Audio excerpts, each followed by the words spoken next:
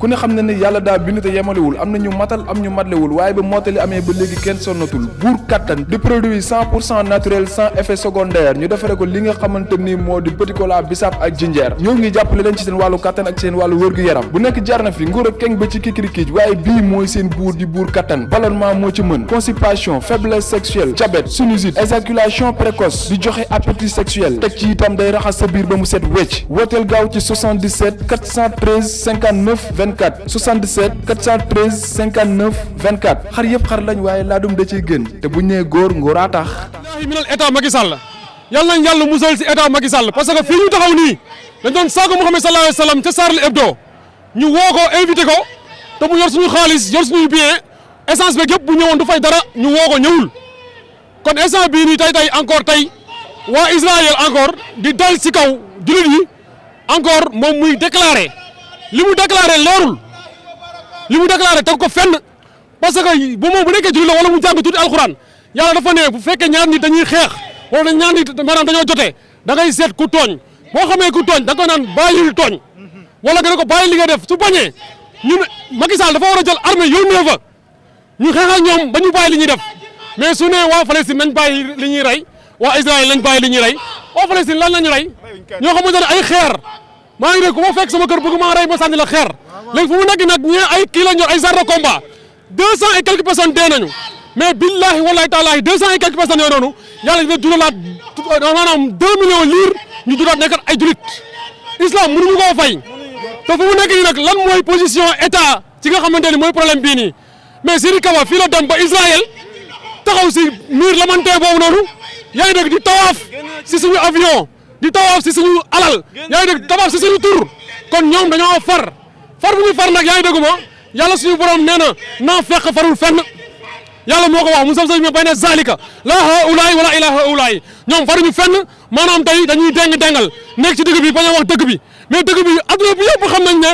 Israël 1917 la ñu commencé seen affaire yi déclaré ko mais 1948 la ñu taxawal état si biir Palestine te ñoom boo ñëwee si dëkk jàmbur wala nga ñëw si néegu jàmbur wala nga ñëw si kër jàmbur yow moo ko nga ñëw nga ne borom kër gi abal ma nekk mu àll la nekk wala mu lugal la nekk nga dem ba si kanam nga ne da nga koy génne kër gi est-ce que kuñ ko defoon fii dina neex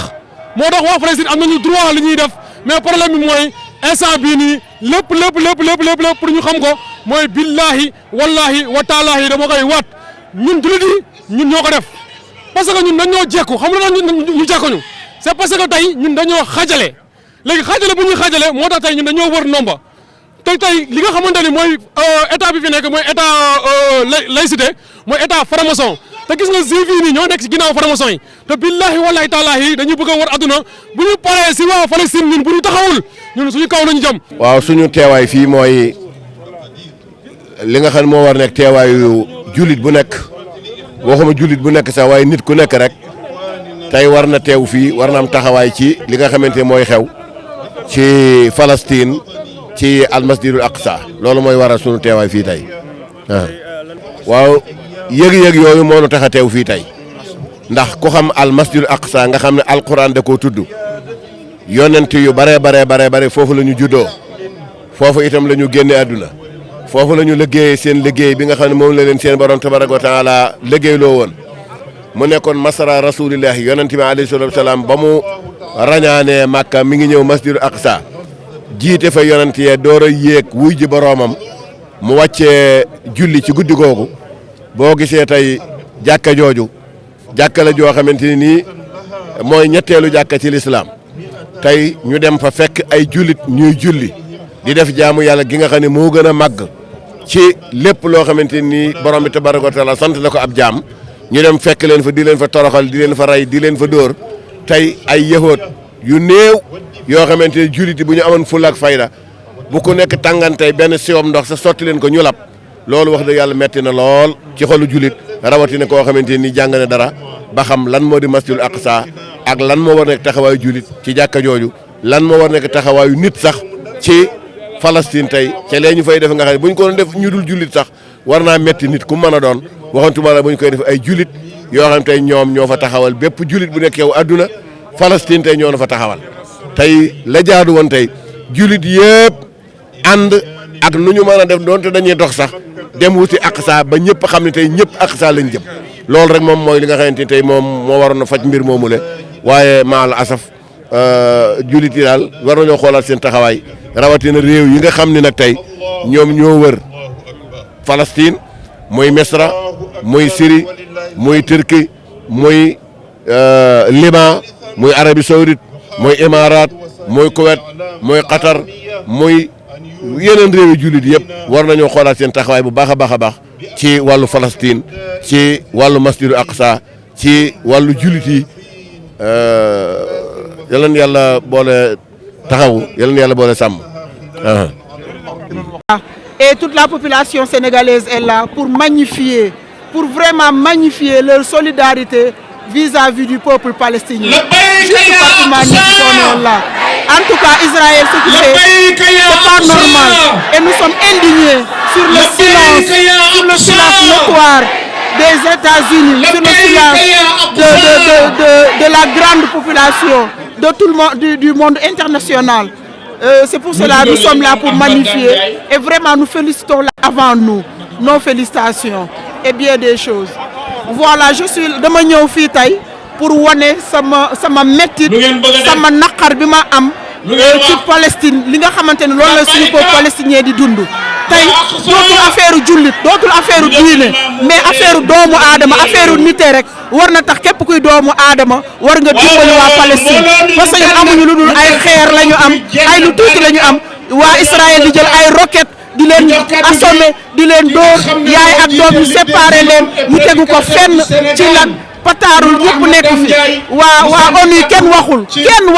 comité international bi kenn waxul may interpellé ana waa droit de l'homme yi ñi nga xamante ñoom ñoo yëngu ci droit de l'homme ana ñu kenn déggu leen ñu yëkkati seen kàddu par rapport ak Palestine yi leen metti looloo ñu gën a tax ñu ñëw fi te wallahi lazim ñu ngi koy seedaloo suñu borom tey suñu mënoon a dem Palestine billahi wallahi dinañ dem Palestine wallahi lazim wasalaamu aleykum wa rahmatullah ixwa fa aslihu bayna axawaykum jullit mooy mbokkam te dañuy dëppale nekk xew Palestine waaye Israël ñu mbokk jullit dañ koy métitlu ko parce que yéen a man ra'a minkum munkaran falyughayyirhu bi yadihi fa in lam yastati' bi lisanihi fa in lam yastati' bi qalbihi wa dhalika ad'afu al-iman ñun nag ñu amul kàttan pour dem jàppale leen ci xeex bi mais nii la ñu mën ñëw taxaw wane suñu métit wane suñu naqar ci li waa Israël du dëgg du yoon dañuy wax naan Israël arrête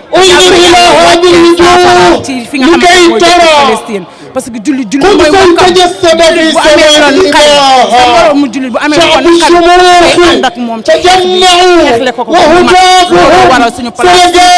pour wane suñu métit nga xamante ne rey ay xale yu ndaw ay jigéen ay mag te Yonent bi sallallahu alayhi wa sallam waxoon ne bu ñuy rey xale bu ñuy rey mag mais loolu dafa métti tellement loolu moo waral ñu ñëw taxaw fii di métitlu bu wane ne Israël Palestine waa Sénégal ñu ngi ànd ak ñoom en tant que frère en tant que forum jeune musulman en tant que doomu islam ñu ngi ñëw taxaw fii di wane waa Palestine ñu ngi ànd ak ñoom ci métit bi ci naqar bi looloo waral waaw ñu gis mbooloo bi xaw a des réew mi daanaka fi ëpp ba pare génn ñi tey lan nga ciy wax tey. waaw comme li ma la wax rek dama ne képp kuy jullit day wax ashhadu an la ilaha illallah muhammad rasulullah li ñu def masjidul aqsa rek war na laa génn li ñu def masjid war na laa génne xëy na nag information bi xëy na moo dawul lu war a dawee waaye yaakaar naa ne ci kanam di ngeen gis lu doy waar incha allah. النصر للأقصى برغم أساها lan nga yëg tey ba tax الله أكبر dëgg yëg naa bi ma yëg moom الله أكبر الله أكبر tey mu wax waaw xasida bi asalaamaaleykum wa daf ko rahmatulah defal Sénégal yëpp wuutu ñu waxal ñu dëgg tey suñu moom engagement mbégte laa fi yëg na wax dëgg neex na ci gis cause nañ bi ni nga xam ne buy mooy taxawoon nañ booyee nañu nekk nañ benn wax leen ndax nekk ni li xew Palestine naqari na war na naqari bépp koo xamante ne jullit la nekk na loo xamante ne war Israël def jëf def ni dëgg fexe nañ ba nangu bande Gaza Palestine fi mu nekk ni rey nañ ay ndaw ñu ngi rey ay jigéen te kenn ñu ngi toog seetaan te dañ ne nañ jullit ay bokkam woon nañuy xeex jàppale waa Fès jàppale suñu bopp ba lii nga xewutee léegi noonu dañuy ñaan yàlla yëpp jàmm ñu wax noonu yàlla jàppale jërëjëf asalaamaaleykum. dañu fi ñëw pour non seulement manifester suñu foi islamique mais surtout pour fustiger benn injustice bi nga xamante ni benn peuple mi ngi koy dund depuis 1948 muy le peuple palestinien devant l'indifférence la plus totale de la communauté internationale. Donc tey Sénégal woote pour manifester son soutien entier et sans faille au peuple palestinien parce que li fay xew nekkatul dong benn injustice mais dafa nekk benn jaay doole boo xamante ni bu jullit yi nelawee muy jullitu Sénégal yu Afrique ak yu àdduna bi incha allahu yawut yi seen bëgg-bëgg ñëpp xam nañ ko mosquée Al Aqsa lañ bëgg a récupérer te loolu ñu ngi ñaan yàlla bu ñu fekk ci kaw suuf loolu bis buy am yàlla bu ñu fekk ci kaw suuf parce que naxar lay doon loo xamante ni nasaxu jullit yi ñoo koy wane seetaanu jullit yi ñoo koy wane te yaakaar naa ñun bokk ñu suñu koy wane aujourd'hui si on avait les moyens tey dañuy déplacé wu dem bokk si ñi nga xamante ni ñoo pare pour nekk ay martyrs ngir xeexal non seulement le peuple palestinien mais xeexal la umma islamique lii mooy suñu tànk tey lii moo tax tey ñu ñëw fi te une fois ñu koy woote une fois ñuy wuy si bu soobee yàlla. seetaan ñi def ci bëri lool ci li nga xamante moom moo di mbir moom tey ana ban jàngat nga ci am ban gis-gis nga am ci tekk tekkaaral biñ si wane mënuñu bett parce que démb la woon tey di doog a ñëw te mënuñu xaar si communauté internationale ñu indi solution si li nga xamante ni ñoom dañ ko jàppee juste benn petite histoire politique ou géopolitique ñun weesu na foofu jaay doole la et que buñ bëggee gis un état terroriste buñ seeti feneen buñ bëggee gis un état terroriste Israël la du beneen et bu fekkee ni dëgg la dañu bëgg a xeex terrorisme ci kaw suuf nañu wax Israël na arrêté mënuñu continuer di rey ay yaay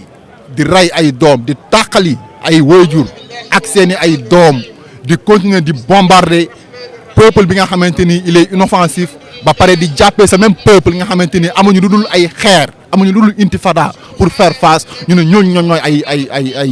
ay terroristes ñu ngi jégalu mais terroristes yi dëgg buñ ko bëggee gis c'est autour du conseil de sécurité de l'ONU parce que ñi nga xamante ni ñu ngi seetaan injustice boobu noonu suba leneen luy mën di xew bis bu peuple palestinien bi gënee taxaw communauté islamique bi gën leen a jàppale dinañ xam ni tooñ du gàllaaj te tooñ bi yàgg na depuis 48 ñu ngi tooñ il est grand temps ñu siffler la fin de cette récréation qui n'a fait que trop durer yamul kase suñu état ñu ngi interpeller suñu état en premier chef mais surtout ñu ngi interpeller suñu ay imam ak suñu ay ouléma seen silence finalement dafa doon lu complice amuñu pour ne tekkaaral si li nga xamante ni waxatuma la injustice bi nga xamante ni ñu ngi koy dund en tant que humain tout simplement mais suñu ay imam suñu ay ouléma bu fekkee ni ñoom ñoo ñuy jiite bu fekkee ni ñoom la yàlla ni dëgg fu mu mën di nekk nañ ko dut baaraam bu fekkee ni ñoom la yàlla wax bu fekkee ni gis nga munkar mu metti la boo ko mënta dindi sa loxo na nga ko dénoncer sa làmmiñ ñu ngi leen di xaar yaa xayti mënuñu ko dindi seen loxo mais nañ ko dénoncer seen làmmiñ aujourd'hui silence imam yi silence ulama yi ndax lan yaakaar nañ ni bis bu ñu waxee Israël téye ay xaram yi muy joxe tabaski bis bu ñu waxee ambassade Israël fii si Dakar téye ay enveloppe am ñun loolu finalement daf ñu rusloo donc jeex na le peuple sénégalais chrétien musulman fii ñoom ñoo fi daje du juste ay musulman dañu fi ñëw pour xeex injustice boobu noonu bu ko imaam yi xeexul ñun dinañ ko xeex asalaamaaleykum wa rahmatullah.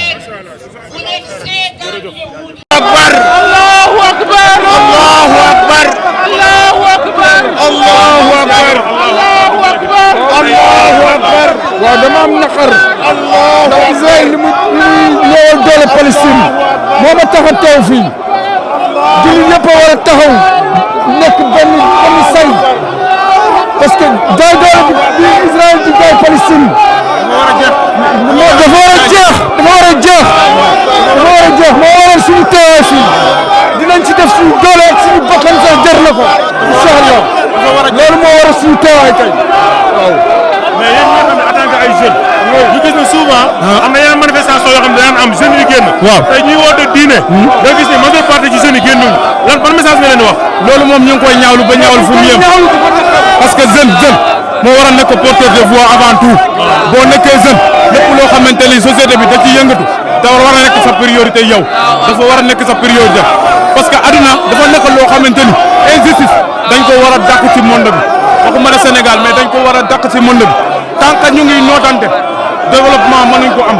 mënuñ am développement tant que ñu ngi nootante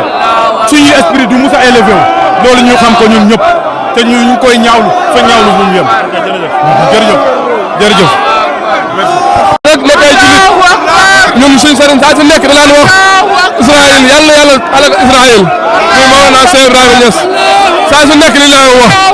yàlla yàlla alal Israël yàlla yàlla jàppale Palestine yàlla yàlla jàppale Palestine réew moo xam ne grand marque Palestine moo si topp kon ñu ngi leen di ñaanal yàlla jeexal li ñu nekk Sénégal mu seen gannaaw Sénégal ñu ngi seen gannaaw ñun ñëpp incha allah jaajëf.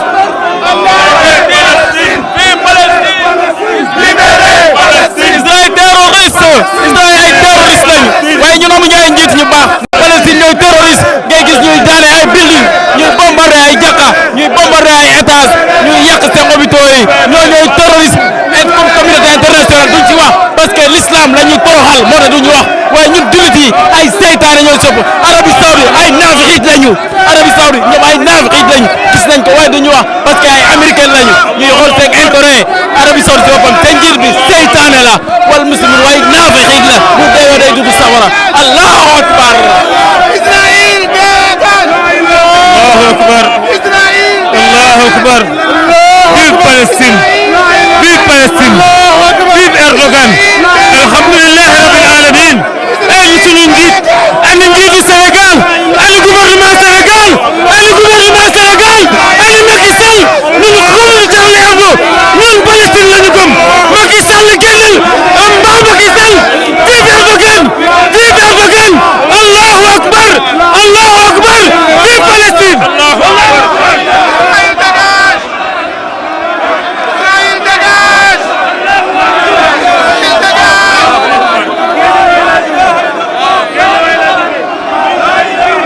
ku ne xam na ne yàlla daa bind te yemalewul am na ñu matal am ñu matlewul waaye ba mottali amee ba léegi kenn sonnatul buur kattan di produit 100% naturel sans effet secondaire ñu defare ko li nga xamante ni moo di petit cola bisaab ak jinjeer ñoo ngi jàppale leen ci seen wàllu kattan ak seen wàllu wërgu-yaram bu nekk jarna fi nguur ak keng ba ci kikirikiij waaye bii mooy seen buur di buur kattan ballonnement moo ci mën constipation faiblesse sexuelle diabète sinusite éjaculation précoce di joxe appétit sexuel teg ci itam day raxas sa biir ba mu set wecc wooteel gaaw ci 77 413 59 24 77 413 59 24 xar yëpp xar lañ waaye laadum da ciy gën te bu ñu nee góor ngóoraa tax